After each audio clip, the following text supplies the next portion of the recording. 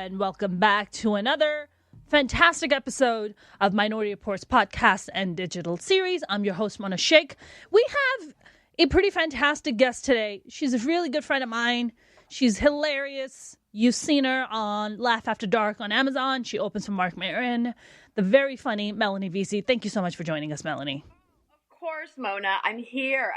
So happy to be here. Dude, you are like literally one of my favorite people on the planet. Out of 7 billion people, you are definitely up there in the top 5 for me. Thank you, Mona. Thank you. For sure. Awesome. For sure. I just love you so much. You've been so instrumental in helping me with my social media and also just pumping me up, just like so I don't feel like total garbage. So when I feel like garbage, I holla at you. Not that people should do that they should constantly drain Melanie when they feel like trash and just hit you up. That's not what I'm advocating here, but I'm just saying. They can. They can. Through my company. They can. That's true. That's true. Your amazing company, Promotional Rescue, which is fantastic. Yeah, I mean, I've just learned so much. You're so fantastic and such a guru when it comes to promotional stuff. So, folks, you're looking for promotional stuff, social media, hit up my girl, Melanie VESEY, Promotional Rescue. She's great. Now, thank you. We were just briefly talking about your show you have now. It's called Make It Rain. Make It Rain comedy. Yes. How did that concept come along? What is the concept about? I just saw a stripper pole and I was like, yo, what the fuck is happening here? I must know all about this. Yeah, so the show is a monthly show. It's at Cheetah's Strip Club in Hollywood. Yes. And what happens is I have LA's best comics. They come and do a set on the mic, and then they do a set on the pole. And the audience makes it rain. So the audience throws money. So I don't ask people to strip. That's not where I'm at here in this Me Too world. Yeah. However, and people have stripped. They have gotten down to G-strings. Wow. And then some people we had Margaret Cho on the show. She just took off her coat and she twerked and people threw a bunch of money. So it's mostly just about having fun. Everything works. Body, sexuality, positivity, having an amazing time. And I think what the element of it is because people are in a strip club, there's this energy in the air. It's very different from a comedy club. Yeah. We've just gotten the best performances out of people. So, yeah. And how it actually got started is a little bit of a funny story. So my co-producer is Gina Bloom. Yeah. And she did I love. Gina's great. Yeah, Gina's great. Great. Very funny New York comic. And she did a variety show there. And, people threw money at her. And then I was on the next show with her at Ruthless People. And she showed me this pile of money. And I was like, where did you get this pile of money doing comedy in LA? And she was like, well, I did this variety show. And I was like, okay. And I just kind of was like, interesting. I'll circle back around to that. Yeah. And then I contacted her about a week later and I was like, who books that show? So mommy can make some money doing comedy. Hell yeah. And then she was like, well, it's a New York comic. It's a variety show. It's not here. And I said, we're taking this idea, right? And we'll call it Make It Rain Comedy. And she was just like, let's do it. So I called Cheetah's. It was an instant green light. We did the show. Margaret Cho was our first headliner. We got 150 people out and all the comics get paid. So what we do is all the money that hits the stage, we collect it and then we split it between all the comics at the end of the night. I love that. Everybody makes money. You can follow it at Make It Rain Comedy on Instagram because we have an amazing photographer who takes killer photos of everybody. Yeah. And it's just, I figured out a way to make money doing comedy in LA. Yes. Don't take my idea. Listen, I think once you build enough IP online, I think people are gonna get called out if they try to steal that. So exactly. You better, I mean, it's such a great concept. I saw it and I was like, what a great idea. And I think it came around the same time when Hustlers came out, right? So it was like, I think maybe Hustlers came out maybe a couple months before, but a couple weeks ago, J-Lo did her thing at the Super Bowl. She's 50, she's on the stripper pole. And I'm like, do you see how powerful I am with my show? Look at the effect I'm having on J-Lo over here. Look at this. Come on. This is crazy. I mean, how outstanding was the Super Bowl halftime? Holy it was crazy. I only saw portions of it afterwards, but I mean, well, you can watch the whole thing. It's on YouTube. She's just incredible. I mean, give me a fucking break. You know what I mean? I She's just mean, making us all look bad. Shakira and J Lo. I think it's the most watched halftime. It's the best of all time. Like that's what they rated. It has over 100 million views already. Wow. I mean, what they brought on and what they did is just simply outstanding. And this, and I want to talk to you about the backlash that they were facing after the Super Bowl halftime, where there were people coming out and saying that their clothing was inappropriate, and my God, they don't want their children looking at that. And I'm like, Adam Levine was fucking practically naked the year before on stage, and none of you people had any complaints about that. I mean, what do you think? What did you think of this kind of backlash that they were facing? And it's always women, by the way. It's always the women. It's always us. Our bodies are too sexual, not sexual enough, maybe sexual. Do a little bit more. Don't do enough. It's like, what the fuck do you want from me? Yeah. I think the interesting thing is to see women as like sexual objects. Also women of this age, you know what I mean? J-Lo is 50. Which is incredible. I just feel like people are sometimes uncomfortable with power, with women that are, powerful. Like anything, sometimes people's light casts shadows in other people's lives. I think you just have to kind of ask yourself, there's nothing shameful about what happened and what they're doing. It's entertainment. Yes, of course, it's sexy. It's not the end of the world. Everyone's gonna fucking live. That's right. That's right. I mean, just the constant double standard. When do you think this double standard is gonna eventually go away? Do you think we get to see this in our lifetime? When does that happen? I don't really know. It's also something that doesn't cross my mind. It's not anything that is a rudder on my ship. I would never consider that. You know what I mean? So I can't really worry about what the mob wants. I can only kind of focus on what brings me joy. I can only worry about what's happening in my corner of the world. And even having a show where people, and I have men and women and gay, straight, black, white, yeah. Fat, skinny, whatever. I have all sizes, shapes of people on my show expressing themselves in a way that's hilarious and exciting. I never questioned for a second that was something that I shouldn't do, or I've never thought like that. So it doesn't really occur to me. When people bring it up, sometimes I'm like, oh, right, people think like that. And I'm like, I forget. It's not. I would never make decisions based around that fear. That's right. I mean, I was talking to a friend of mine. She's become a friend. She's a doctor, a mental health and trauma doctor. She's pretty fantastic. She's based in New York. I just wrote an op-ed piece with her in Forbes that came out about 2-3 weeks ago. And her and I were having this conversation about the Super Bowl halftime because she's Indian, I'm Pakistani.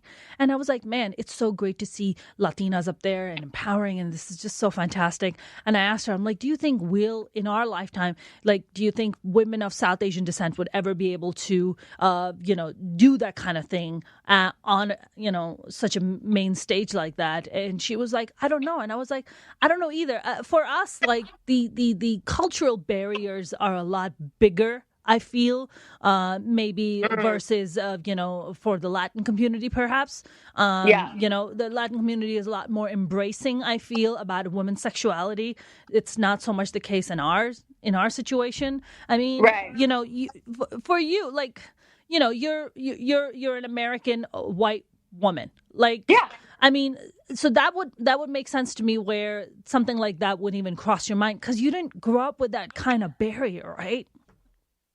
I mean, I grew up in the Midwest, so I guess I did. Do you know what I mean? That women don't do that. But I also know too that there's something inside of people such as yourself that still not, what's the word I'm looking for? It's not your brand. You didn't adopt this. Yes, people might apply this to me, but it's never been a part of my mindset where I should listen to that. You know what I mean? Yes, I grew up in a suburb of Michigan in the 70s and 80s. I was supposed to get married. I was supposed to have children.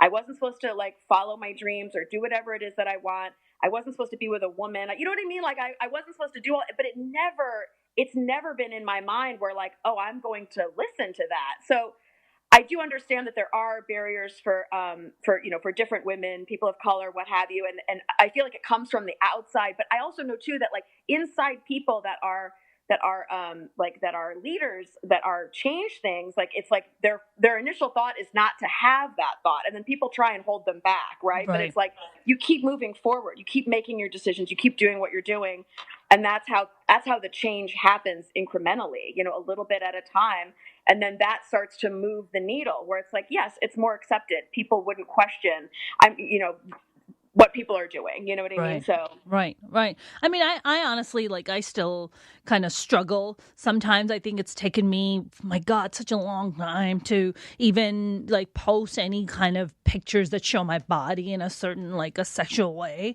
And even then it's like a little uncomfortable because it's not, like you said, it's not my brand. It's not something, you're just supposed to, for us, you have to consistently cover your body, cover your face, not be like sexual, don't be sexual objects or sexual beings, but be sexual being because you have to get married and then settle down and have children. Right. So for that part, you can just like hoe it out, if I may say so myself. Right. But then everything else, you just got to cover it up. And it's just, for me, I feel like that, maybe not to that extreme, but I feel like even if you're a white American woman, there are still like restrictions and expectations that, as a woman, like you're not allowed to like flaunt your sexuality or allowed to be the sexual being. Like, do you think that is still the case? Do you feel that way? Because I think it is. Yes, I feel like in Middle America, or even, I don't know, outside of LA, you go one hair outside of LA, and yes, I'm sure there is a cultural norm around that. I seriously, like, and maybe this comes from a place of privilege, I don't even know, but like, it doesn't even cross my mind. Like, wow. I'm often shocked that people are shocked about what I do, or shocked that people care about what I do. And it's funny because I do feel like, yes, I think that's probably about living in a bubble. All of my partners and friends, and it wouldn't even occur to me to hold somebody else down for what they want to do. It wouldn't even occur to me. Right. I'm actually stoked when people are doing what they want to do. And if I don't understand, I go, oh my God, I don't understand. Or like, please tell me so I understand more. I would never want to stop somebody from doing what they want to do, even if it's shocking to me. I have friends who are porn stars, and I'm just like, tell me how it works, because I have all these crazy ideas in my head. Are you okay? You know what I mean? Like, so, I guess, yes, I guess it is. I guess I've never let that decide for me what I do. And I've been lucky that I live in areas, New York, LA, what have you, where I can just move forward. And I do truly feel that there's an audience that doesn't give a fuck about what I do. I know that there's an audience that doesn't give a fuck about what you do. Sure.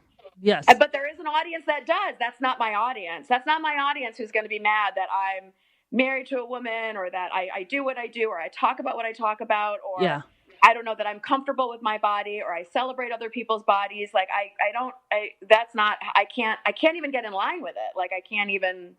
I honestly, like, can we briefly talk about what an incredible life and journey you've had? I mean, I've known you for a bit, and I've gotten a chance to learn about your journey and your life. But let's start with the fact that you're married to a wonderful lady who is she's amazing. She's a chef. Yeah. I like that. I won. You so won. Dude, if I married a chef, I would look like a fucking house. I don't know how you're able to curtail this. I mean, the amount of weight I've gained in this relationship, like, I'm as heavy as I was when I was pregnant with my son. Like, I don't blame you. She still thinks I'm so sexy. And I'm like, what would you have done when I was hot? Like, I don't even fucking know. Like, when I was 118 pounds, like, you would melt. You would turn to dust and blow away. So. I love that. Yeah, but that's true love right there. You know what I'm saying? Like, that's just true love. And now you have a son. And he is how old? 15, Harrison. 15, Harrison. My nephew's name is Harrison also. It's a popular name, actually. I didn't know that. In 2004, I didn't realize there would be 100,000 other Harrisons. But there are a lot out there. I've met your son. He's adorable. Such a well-adjusted kid. Great communicator. So good job on that to you guys. Yeah, Thank good you. job. Good job on that. Yeah. What is that like, raising a teenager? Oh my gosh. Well, first off, he's a really great kid. I'm very lucky in that. Yeah, I think the challenges right now are just that I'm slowly handing the reins over to him yeah, and watching him have successes and watching him have failures in life, and that is hard to watch and to support somebody through a failure or support sure, somebody through a challenge and not take control of it, even though I want to, and watching him kind of like find where the bumpers in life are, right. which is also very challenging. I didn't have parents that were invested in that for me, so I need a lot of support myself to be the parent that I want to be, and I need a lot of help to like stand on my own 2 feet, be the strongest and best Melanie I possibly can be, so I can support him, because it's about, I can't give away what I don't have, Right, so I can't make him a strong person if I'm barely hanging on. So right. a lot of that is about taking care of myself. I 100% agree. Now, you and I have talked about, and on this podcast, we talk a great deal with our guests about how pain and trauma drives them. Do you feel like, as a stand-up comic, as an artist, do you feel pain and trauma is a big drive for you? Oh my God, it's probably the original drive. I mean, I just know that like I have a sickness where I need to attention, and it's almost unnatural. Y- You know what I mean? Like I need success in this area. That's an almost unnatural drive. I need a certain amount of attention that I just don't get in everyday life, which means I have to stand on a stage with a microphone in my face, or I have to be on a set with a camera in my face. Like it really does come from a place of lack as a young child. Yeah. And that drove me into dancing. It drove me into acting. It drove me into comedy. So yeah, I do believe that it absolutely, if I was well adjusted, I don't think I would need this. Listen, 100%. Well-adjusted people have boring stories. Like, their stories aren't nearly as fun as getting your ass whooped when you're a little kid, on a Yeah. consistent basis. That's not nearly. Can we delve a little bit into your pain if you're comfortable talking about it? Yeah. Like, what was the pain? Where did it come from? Did it come from both your parents? Did it come from one parent? What was that pain and trauma? It was totally a collective effort. My parents were very young. I'm not sure that I was planned. You know what I mean? They had their own hopes and dreams. I think that what you were talking about in our previous conversation, my mom was married and pregnant by the time she was 19. Wow. That was, what you did in 1970. That's what you did. You know what Right. I mean? That is, my mom is a real victim of that. And I don't, maybe the victim is the wrong word. Like, I think that that's what you were supposed to do back Right. then. Right. And I fought that tooth and nail. And I was just like, I don't want that. I'm not going to be that. Now, did I end up married and with a child? Absolutely. At 19, no. You know what I mean? Like, well into my 30s. My baby was planned. Do you know Yeah. what I mean? Like, Yeah. a completely different set of situations.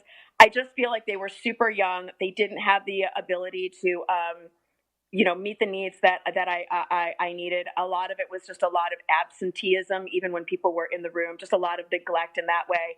Unfortunately, a lot of, marriages. My mom was married 4 times by the time I was 10. What's your mom? Unfortunately, Is your mom Muslim by any chance? What's no. happening here? No, she's just a fiery Italian. You know what I mean? And I really think that like my mom is kind of similar to me. Like, I think my mom just wanted the attention, and I think she just wanted a party. I think she just wanted to feel a part of something. And what better way to fucking have a wedding every other year for fucking 5 years? You know what I mean? Like, yeah, Dude, get the wedding. that's like some Elizabeth Taylor status stuff right It there. is. It is. And Good I for have all her. of the like in her closet at her house, like I have all the little like bridesmaids outfits, like because I was in her bridal party. Wow. Except So for the like first one. For the rest of the three. they progressively get bigger, you know what I mean, over time. So yeah, I just feel like and here's the thing, I don't like, for me, it's not, I don't really harbor on that stuff too much. I mostly focus on like what I do now to make sure that this life is long and I'm taking care of myself. Yeah. That pain and that damage is always going to be there, but I truly kind of use it now as like a tool, and I can kind of harness those defects into an asset the assets that I have from that is I have hyper control. That's a defect, but I use it as an asset. So my hyper control helps me be a great director, a great producer. It helps me like get shit done. It helps me run my business. So that's something that started very bad but turned good, right? Yes. And then it's like being sarcastic, cutting shit to shreds, being kind of a smart ass. Using humor to deflect was started as from a negative place, but now is absolutely positive. I get paid for these problems now. Right. Do you know what I mean? Right. So I do feel like you can have all these problems, but like, how can you harness them to like be an asset in your life as opposed to a constant defect in your life? 100%. I feel like, don't you know, like as stand-up comics, like we have friends or have had friends who, you know, suffer from a lot of mental health problems because of, you know, the trauma and the pain that they grew up with. And, you know, and perhaps, you know, they haven't maybe found their path right now to peace and to kind of find a way to, you know, use it as a positive rather than negative and basically become alchemists in their own lives. Like, I've had 3 stand-up comic friends in the past, 3 stand-up comic friends and 1 acupuncturist friend, believe it or not, who committed suicide. And it's it's pretty hard. It's really, really hard when you like know these people personally, and when they pass on, you're just like, what could I have done? Like, have you experienced something like that? Yes. I mean, yeah, I do know that there is that question, the what could I have done? What's really challenging about that is I feel like to a certain extent there isn't anything that you can do, right? Except to be a supportive person in that person's life. You can help people get the help that they need, but they have to be willing to like get that help, right? I also just feel like for me in stand-up comedy and watching, like there's, you know, been some more recent suicides in comedy, Yeah. which is that to not kind of, I feel like, and this is just really my opinion, like not to keep on giving air to this idea that like you can't be married or be in a relationship or be a healthy person and do comedy. Yeah. I feel like, I know we come from a sick place, but like you don't have to be sick and maintain sickness to do comedy. So like find a partner, whether it's a group of friends or, you know, you don't have to sacrifice your life to do comedy. And I feel like when people are like, I'm out 100 nights a week and like marriage means my career will be over and kids mean that my fucking career will be over. No, it won't. Yeah. Yes, there might be times where it's a challenge, but like, is that what you really want? I know there's a way for you to be married and have kids and have a life and still have a career. Like, I know there is. Like, I know there's a way for you to be healthy and have friendships and not grind yourself into a nub to the point where you've got nothing left. And if you don't have success at the end of that, because I think that the problem is they're like, if you just keep grinding, you'll be successful. And I'm like, no, it's not. That's right. There's no guarantee. There are no fucking guarantees. So if you're going to be on this fucking journey, please try and be comfortable in your journey. Get support, get loving people around you so that you're not just alone at the end of it with no success that you because I know that we all have unhealthy ideas of what success is, right? Yeah. Academy Awards, multi-million-dollar homes, you know, big fat bank accounts, Lambos, whatever it is. And it's like, maybe success is just being in the middle. I don't know. I'm just happy with the fact that I'm alive and I have food in the fridge and gas in the car and people ask me to perform. Like, I think that's the success. Right. But we're sick. You know what I mean? So that's right. Because, you know, we look at that and immediately we take that and set that as a standard for ourselves. But the truth is, like, what is your spiritual journey? Like, what is your personal journey from where you were to where you are? For me, honestly, I would have never in a million years thought that I would ever be in a position to sit here and have this conversation with you. Right. So for me, it's like such a look, I'm an immigrant. Like I moved at 15 from Pakistan. I was a lost little girl. I knew nothing from nothing. All I had was a dream and a passion. That's all I had. No money in the bank, no real skill set to speak of, no contacts of any kind. I mean, my God, like what do I have? Like nothing. So I think a lot of times I have to sit down and literally have a conversation with myself. Like as an adult, it's almost like a split split sides of me where I have to constantly remind myself to how far I have come from having absolutely nothing to being in a place where I actually can sit here and, be sitting in a studio in Vegas and have a conversation with a fantastic, friend like you and talk about, so I feel like, but it's a constant struggle. I'm not going to lie. Like there's a lot. And I think I've talked to you about my, depression and my anxiety. I just, it's a lot of shit that, I'm still kind of working on all these 13 years of therapy and all that shit and just constantly. And I'm just like, I think I was asking my therapist the other day, I was just like, how fucking long am I going to be in therapy for? And she's like, you can be in therapy for as long as you want. I mean, she's like, it's just all dependent on you. And I was just like, yeah, but what's the real answer? I was like, how fucked up am I, doctor? Did she give you an answer? Did you get the date? Did you get your expiration date? I was trying to get my expiration date, dude. She's so wonderful. My therapist is awesome. I've actually made her cry a few times, which, was very touching. No, she's been quite wonderful. I think sometimes you go to certain therapists and you like kind of plateau out of that relationship. I haven't plateaued on my relationship with her yet, but I mean, have you gone to therapy and what has therapy done for you? Oh my God. I've been in therapy for, 30 years. I don't know. Wow. Since forever. Well, in answer to your question, like my spiritual journey didn't really begin, and I got sober in 1994. So I'm sober 25 years. Wow, amazing! Congrats. Thank you. And then in recovery, it is a part of the steps to get a higher power of your understanding. Some people call it God. Whatever. I've had a very up and down relationship with that higher power.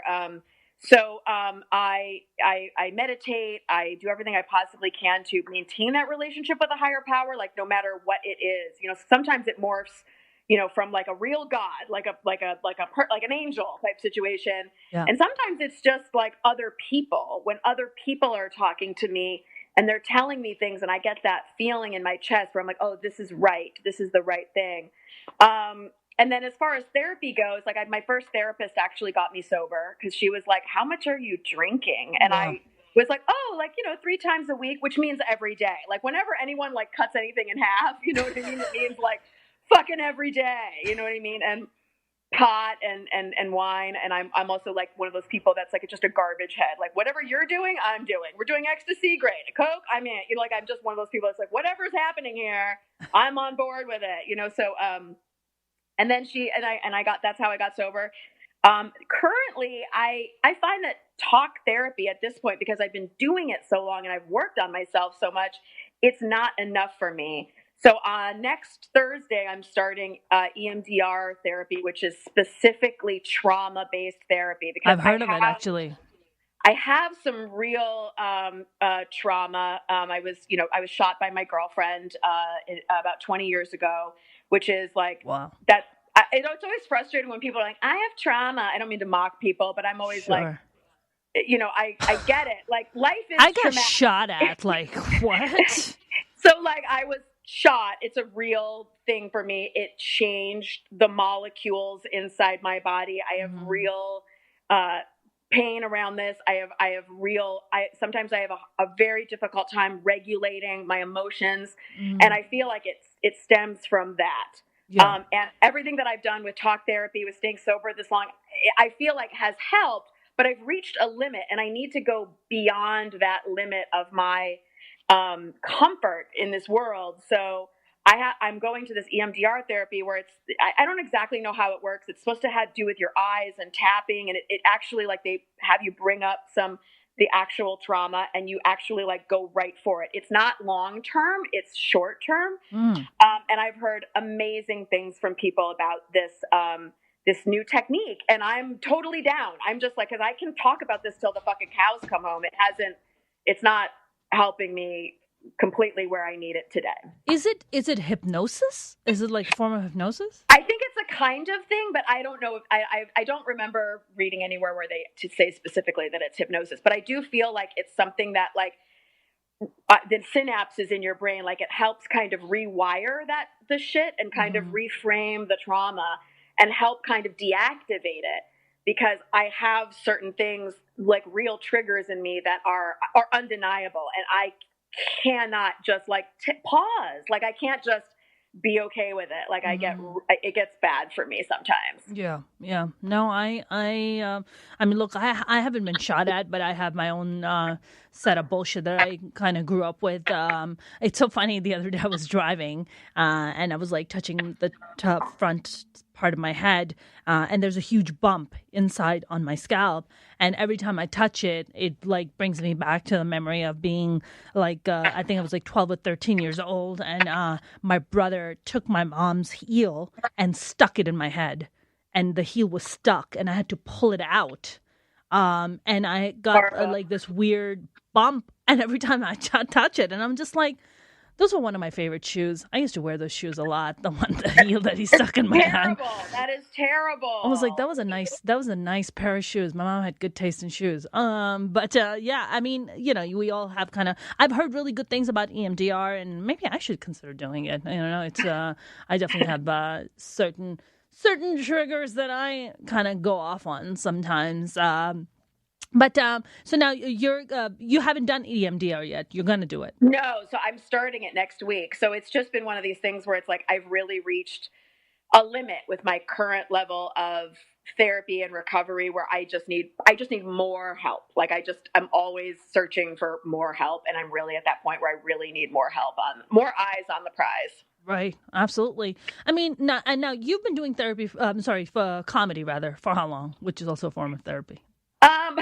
I'm back now about 5 years. So I started doing it like 16, 17 years ago, but I did it for about 2 or 3 years, and was doing well back then. Had a show at the Comedy Store, and with Adam Barnhart, helped him run his show, and I performed all the time. And then I got pregnant with my son, and I didn't have the support to have a small child at home and do comedy, because comedy's a nighttime gig. So I stopped doing comedy. However, I switched over my storytelling to making films, and I directed 4 short films that all went to festivals, and that was my version of storytelling at the time, because I could do it around the schedule with a child. And then as soon as I got back, like the support, so I met my current wife, and she's just so helpful. And she was like, well, I'll be here and you can go out and do comedy. And first I was scared that everybody was going to hate me because I wasn't going to be home for dinner all the time. And they were just like, get the fuck out of here. Like, go do your thing. You're better when you're happy and performing and doing, you're doing MELANIE on Full Tilt Boogie. So now I have the support to do that, to travel and to, have the support to do that. What's a Full Tilt Boogie? Full Tilt Boogie, I think Full Tilt Boogie is just kind of slang for like you're just going for it. You know what I mean? Like, I've never heard. Is that a Midwest? What is that? Is that a Michigan? I don't know. What is that? It feels very disco to me, like Full Tilt Boogie. You know what I mean? Full Tilt Boogie. Like your foot is on the gas. Do you have a shirt for this Full Tilt Boogie? I'm going Full Tilt Boogie. In the Urban Dictionary, Full Tilt Boogie. How freaking cute. I've never even heard of that. That's that sounds really amazing. So now what you did Laugh After Dark for Amazon. You have a special out called Wild Animal? Wild Animal, yeah. Wild Animal and Reverie. Reverie, is that a streaming service? Yeah, so it's an LGBTQ streaming platform. It's kind of like the gay Netflix, yeah. Gay Netflix. Oh, I love that. It's all gay content, gay friendly, gay, I'm like just such a huge ally, and just like try to do, I was thinking about this whole ally thing recently, and I was like, I think people don't realize how much we need allies in each other. Not just the minorities. Even a straight white guy needs an ally. Like, yes. Everybody needs an ally. We cannot survive and thrive without our allies. Whether it's a straight Muslim woman supporting the gay community, or a gay woman supporting a straight Muslim woman, and helping her, with her career, helping her even, with her own personal, bullshit that she's going through. A straight white guy who, needs to have, an ally in, possibly, a Black person or, a Latino person where they're, learning about a culture or, being educated or becoming wise about something. I feel like everybody needs an ally. Like, don't you think? Mm-hmm. Oh my God, I completely agree. I'm getting a plug because my phone might die. Unfortunately, I just got a notification that it's That's low. okay. We can't let the phone die. I don't want to go out on us. Yeah. Oh my God, I absolutely think that everybody needs support. Everybody needs. Oh my God, everybody needs support in what they're doing. And I just feel like sometimes I feel like it's a part of the collective consciousness to kind of like bootstrap it and to do it by yourself. But that's exactly what we were talking about in the last conversation, which, kind of circling back, which is that you can't be doing this stuff alone. Yes. You need help. And like, I don't know, I just feel like it's an old thought process to like, I'll just do it by myself. You know what I mean? Okay, so when prisons want to punish prisoners, they do solitary confinement. That's what they do, right? To kind of punish that person. That's the highest level of like punishment they do in a prison. So like when you isolate yourself from other people, you don't have a connection to other people. You're putting yourself in solitary confinement. Yeah. And I just feel like we need each other. We need people to fucking either check us to say like, oh, you're kind of crossing that line, or like, hey, dude, I'm noticing that you're not doing this, that, and the other thing, or like, what's going on with you, or what's happening, or like, hey, you need help with that? You know what I mean? Like, anytime I've ever asked for help and gotten help, I'm always shocked that I'm like, oh my God, people are willing to help me for free. Like, you know what I mean? Yeah. What? Like, it's crazy. You know what I mean? But yes, everybody needs that. Everybody needs support and needs allies, and absolutely. 100%. Is your phone vertical or horizontal right now? Horizontal. Oh, horizontal. Okay, awesome. I just wanted to check in on that.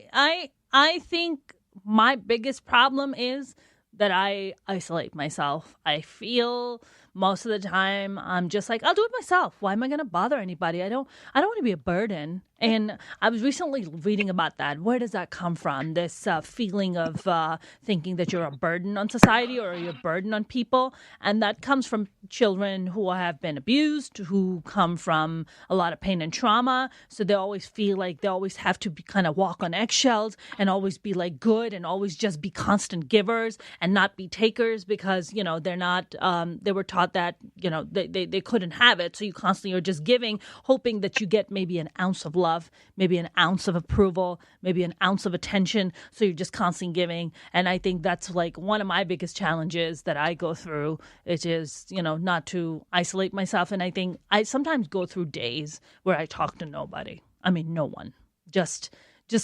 Like I put myself in a solitary confinement of my own because I'm whatever bullshit I'm going through, whatever my depression is, whatever my anxiety is, and I'm just like I can't put this on other people. It's not their bullshit. It's my bullshit. So I gotta fix myself before I go out there. I understand this. I do feel like that is the trauma because I think that you were told that as a young person, but I also feel like as adults, we sometimes just have to take contrary action. We have to do the opposite of what our brain is telling us to do, right? So it's like, don't bother anybody, but it's like, hey, maybe you should fucking bother somebody because you don't bother people. Do you know what I mean? Right. So, You're not a burden. You're not a burden. I think that's the one thing. I also just feel like sometimes I have to just self-parent myself because, yes, I have had times in my life where I have worn people out, right? Where I'm like, I'm constantly in a drama and I'm constantly going through a breakup or I'm constantly like, and I've had friends who are like, we're done with you. Like, it's too much, right? So I do need to find the balance with being, how can I take care of Melanie so that she still has give and take with her friendships? Yeah. Because I do know that, like, I do hate it when friends only come to me with their fucking bullshit, but then don't invite me to their party. And I'm like, are you fucking kidding me? Like, I nursed you through the last 3 fucking breakups and that time you got fired by your job and your drinking problem. But I see you're having a birthday party, but I'm not invited. And I'm like, what? You know what I mean? So I have to be a complete person. Like, I have to be right-sized, right? I can't be too small and like, oh my God, sorry, everybody. And I can't be too big where it's like, I'm the fucking best. You know what I mean? Like, I have to be right in the middle. Yeah. And sometimes it's like a little pendulum, right? Yeah, sometimes I fucking feel like the best, and sometimes I fucking feel like shit. And I can do all of it with everybody. Sure. To make sure I'm taking care of my relationships. Because at the end, it's really the relationships. It's the relationships that are going to help you with your success. It's the relationships that are going to help you through the hard times. It's always the relationships. 100%. Do you feel like being a married woman and being a mom has helped, like, has enhanced and kind of helped you become a better comic? Definitely a better person. I'm sure that it helped you so much. I feel like, you know, me having a significant other would probably be better, because I feel like the older I get and the more single I am, the weirder I'm getting. And there's nobody to tell me that you're getting fucking weird, Mona. You're fucking weird. Check your shit. Like, this is not normal. And what am my dog gonna say? My poor dog is just like, this bitch feeds me. I can't fuck with her. So I'm just like, yeah, I love you, you fucking crazy bitch. Like, but I need like a person to tell me that was fucking weird, Mona. Getting weird. Getting real fucking weird. Like, do you feel like being in a relationship that does that for you? Like, also, and that kind of bleeds into your comedy and your work? Well, it's funny. I don't necessarily, like, I do know that, like, there are challenges with being happy in comedy sometimes. And I have jokes about it because I'm totally like, the good life is killing me.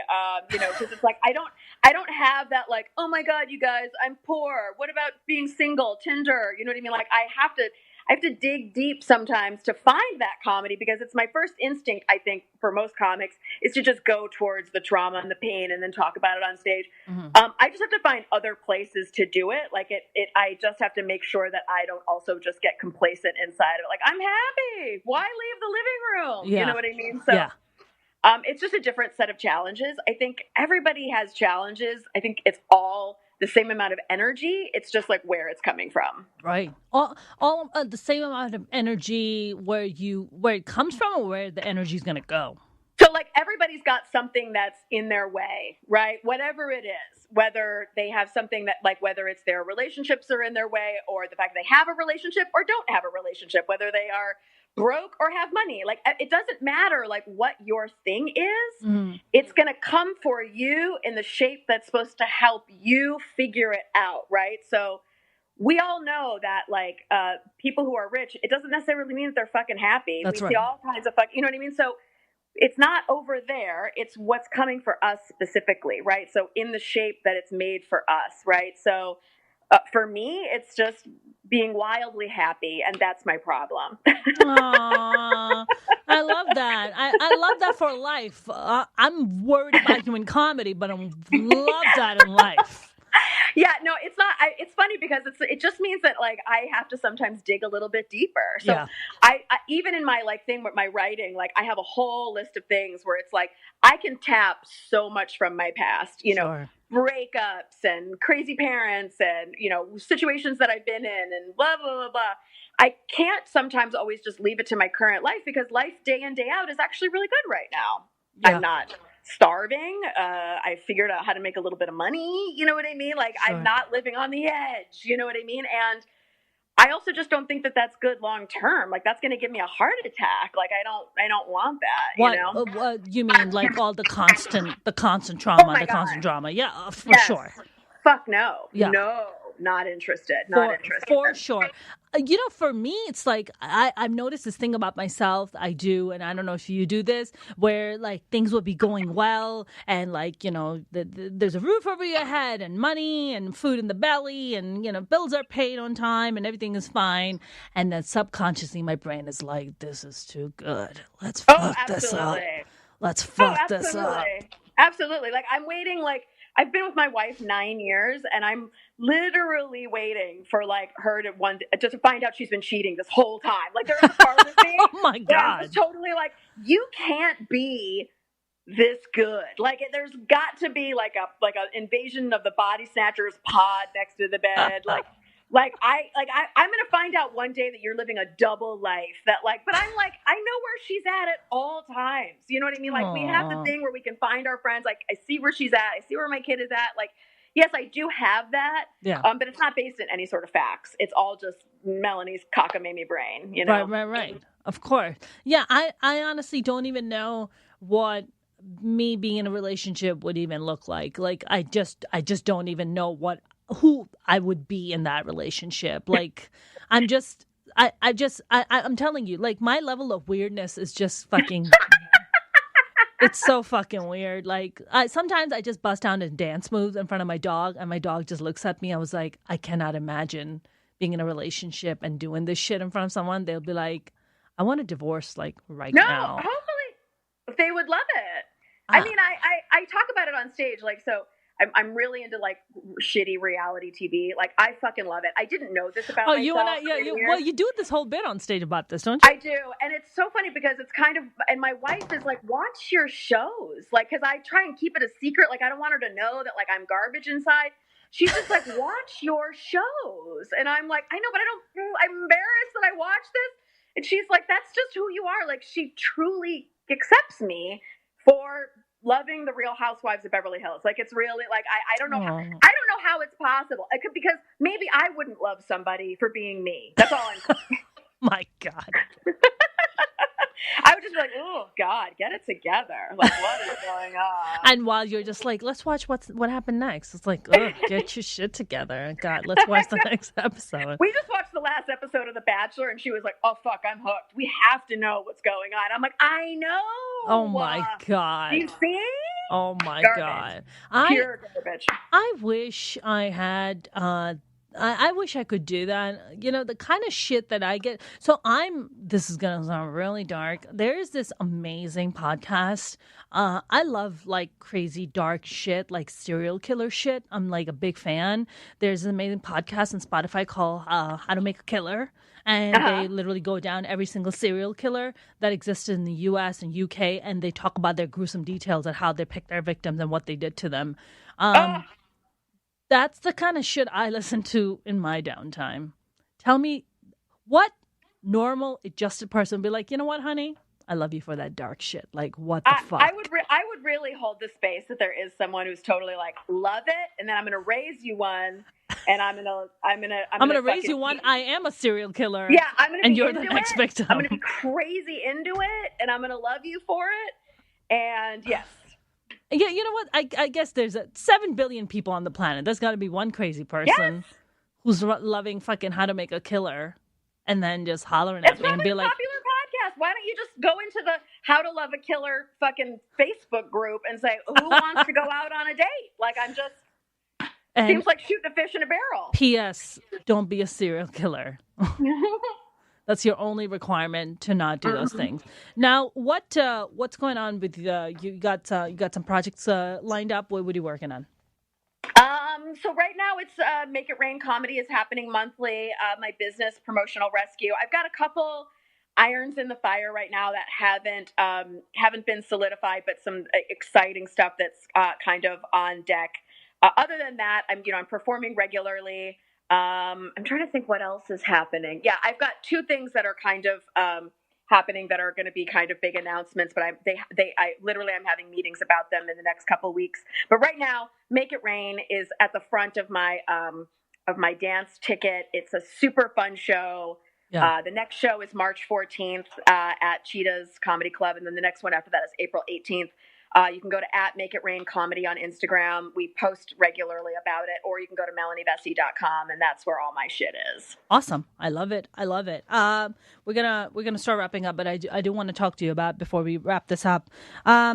You started doing comedy. You said you've been doing it for 15, 16 years, then took a break because you had a kid, right. And then solidly doing it for the past 5 years now? Yeah. I took like a 10-year break, like 10 years, literally, like not... like barely doing it, and now back 5 years. Yeah. I mean, but you also had a lot of success early on, in the sense that, you know, you did the movie with Jim Carrey. Mm-hmm. Man on the Moon. I played his sister, the Andy Kaufman movie. So I played Carol Kaufman, his sister. Right. Which is such an incredible role. Now, do you feel like when you were doing comedy like 15, 16 years ago versus now in the past 5 years, do you feel there's a lot more opportunity for you now than was 15, 16 years ago? Yes, I do. I feel like, Yeah, I do feel like it's a little bit of not a little bit, actually a lot of a different kind of climate for how many either female run shows or making sure that there's multiple females on a lineup. Mm-hmm. I just feel like, yes, there just seems to be, and I also just feel like that's a lot of that has to do with social media. I'm in Facebook groups that are, for women and are inclusive, LGBTQ, people of color. Like, I mean, and I sometimes go there first to talk to people about stuff because I know that I'm going to get, a very honest answer about stuff. So, yes, and I've seen, many shows, that are inclusive and diverse, and that makes me super happy. I just know that for myself, whenever I'm booking a show, I look at the amount of people on the show, how many women, like how many people of color. Like, I'm totally like, it just can't be like one note. You know what I mean? Like, it's gotta be this. So that's right. I do feel like it's very different. I just know that at the end, when I was like pregnant and at the Comedy Store, it was like whatever I was triggering inside of people as a pregnant comic at the Comedy Store, like. This was way before Ali Wong. This was way before Amy Schumer. This is way before people had pregnant, comedy specials. Mm-hmm. It was palpable how much I was not like welcome there as a fucking, pregnant woman. And that was one of the reasons why I was like, holy shit. Like, wow. I'm upsetting people by just being here. Yeah. By just being pregnant and just by just being a pregnant comic being on stage. I think that what I was representing was everything that was being rejected.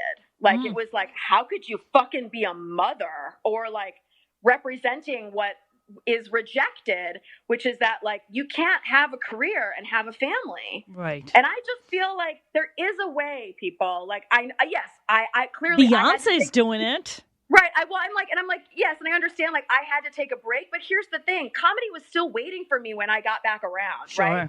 I still had a creative journey. I switched it over to making movies. Like, it's okay. And as soon as I came back, everyone was right where I left them. It's not like I fucking had to start from scratch. It was like the second I came back, it was like I was back on the show at the Comedy Store doing a weekly show. I did that for 2 years and booked that show. So it was like, I just also feel like to tell people, like, you're not missing any opportunities. Like, it really, like, your journey is your journey. And if you need to take a break or if you need to rest, that's okay. Like, you're not missing any boats. You know what I mean? Like, I don't think the universe is here to be like, well, fuck you, you had to take a rest. You know what I mean? Or fuck you, you had to go raise a kid. You know what I mean? It's like, oh my God. Like, I do think and I'm doing great. I'm doing great as a woman who is not in her fucking 20s, not even in her 30s. You know what I mean? Back doing comedy, doing it. It's going well. So I love that so much. I feel like do you one of the things, and I'm sure you get to hear this too,